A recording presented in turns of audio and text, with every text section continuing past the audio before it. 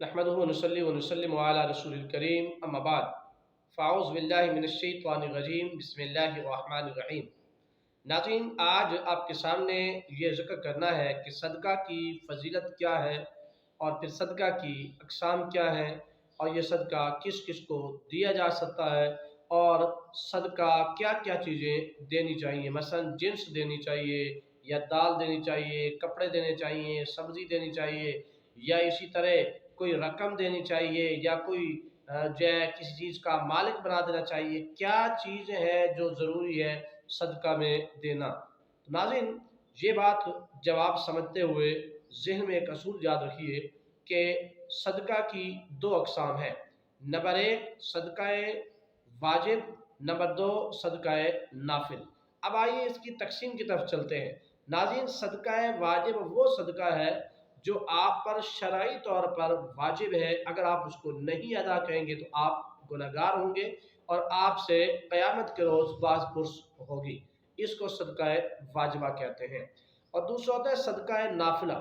सदकाए नाफिला ये है कि आप अपने तौर पर किसी को सदका दे रहे हैं। आप अपने तौर पर रोज़ाना की बुनियाद पर, माहाना बुनियाद पर, हफ्ते की बुनियाद पर, सालाना की बुनियाद पर आप किसी को सदका दे रहे हैं जो कि आप पर शरान फ़र्ज नहीं है, लेकिन आप खुद दे रहे हैं, तो इसको सदकाए नाफिला कहते हैं। अब ये ज़हन में रखिए कि जो सदकाए नाफिला है उसकी मिसाल यूँ है कि जैसे फ़र्ज़ के कोई एक शख्स रोज़ाना दुकान से अपने घर आता है, तो जो आमदन लेके आता है उसमें से कुछ हिस्सा वो अल्लाह की राह में खर्च कर देता है। इसी तरह कोई शख्स माहाना तनख्वाह लेके आता है, उसमें से कुछ हिस्सा अल्लाह की राह में खर्च कर देता है। इसी तरह कोई शख्स दिन की दहाड़ी लेके आता है, उसमें से कुछ हिस्सा अल्लाह की राह में खर्च करता है। इसी तरह कोई शख्स हफ्ते की बुनियाद पर कुछ अपना खर्चा लेके आता है, तो वो हफ्ते में से कुछ खर्च कर देता है। तो ये वो चीज़ें हैं जो सदकाए नाफिला में शुमार होते हैं। ये आप किसी को भी दे सकते हैं, इसके लिए बाकायदा शरई मुस्तहिक तलाश करना लाजिम नहीं है, बल्कि आप ये उनको भी दे सकते हैं जिनको आप सदकाए वाजिबा नहीं दे सकते।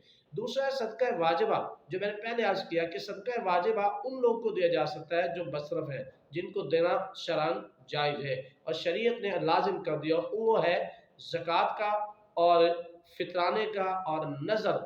ये तीन चीज़ें हैं जो आप पर सदकाए वाजिबा में शुमार होते हैं। इनके लिए बाकायदा कुरान के जो 8 मसारिफ़ बयान किए गए हैं उनको तलाश करना लाजिम है और अपने तौर पे तलाश करके उनको देना लाजिम है। अब रहा ये कि उनको क्या दिया जाए। कपड़े दिए जाएँ, दाल दी जाए, सब्ज़ी दी जाए, कोई जिन्स दी जाए, या कोई उनको किसी चीज़ का मालिक बना दिया जाए। तो इस सूरत में शरीयत मुतहरा ये रहनुमाई करती है कि आप सदका देने से पहले ये अंदाज़ा कर लें, ये चेक कर लें कि इसकी ज़रूरत क्या है। अगर उसके पास जिन्स वाफिर पैमाने पे है तो आप उसको कपड़े दे दें। अगर उसके पास काफ़िर कपड़े जो है वो काफ़ी तादाद में है तो आप उसको जो है दाल दे दें। अगर उसके पास ये भी मौजूद है तो आप उसको सब्ज़ी दे दें। अगर ये भी मौजूद है तो फिर आप उसको रकम दे दें, ताकि उसकी ज़रूरियात ज़िंदगी में अगर कोई चीज़ उसकी रह गई है तो वो उसको दे दी जाए। नाज़रीन, सदका एक ऐसा अमल है, आक़ा करीम अलैहिस्सलाम ने फरमाया कि सदका तो रद्दुल बला, कि सदका आने वाली हर मुसीबत को टाल देता है। ये सदका एक ऐसी इबादत है जो अल्लाह की खुशनुदी का बायस बनती है। और आप ये रखिए कि सदका देने से आपकी वो कमियां कोताहियां जो आपसे रोज़ाना की बुनियाद पर गैर इरादी तौर पर हो जाती हैं, तो इस सदक़े की बदौलत वो आपकी कोताहियां मिटा दी जाती हैं और अल्लाह की बारगाह में आप मकबूलीन में शुमार हो जाते हैं।